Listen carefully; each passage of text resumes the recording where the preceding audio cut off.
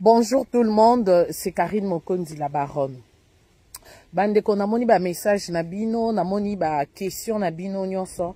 Karine Mokonzi, pourquoi osali analyste ya francophonie ya Fally Ipupa. Bande ko, je crois que ça fait déjà 10 jours passés. Dans cette vidéo moko o ba propos nanga vraiment ezalaki bien te vis-à-vis ya Fally Ipupa na famille na ye.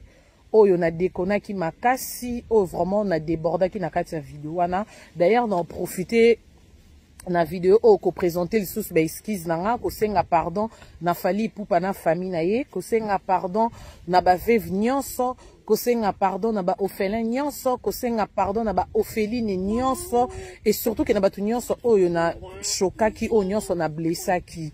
Donc na mama nanga ayebisaki nga lobi comment ce bon finga ngo yo karapasi, même papa no akufa soki ba fingi yo karapasi, comment koki koko mati na niveau oyo.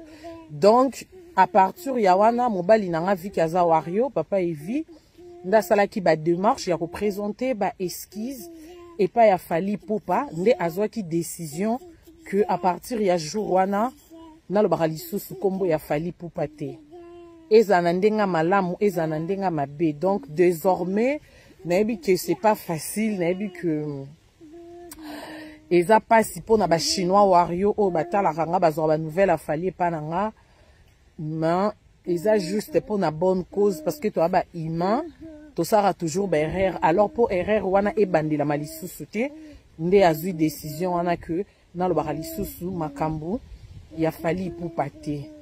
Donc un grand merci Nabino Swatbopé Sakinga ba conseil. Un grand merci à Di Dolakama les pacificateurs, grand frère. Félicitations pour Namusala Kitoko Zosa et la Bisso na Bruxelles. Donc bye bye.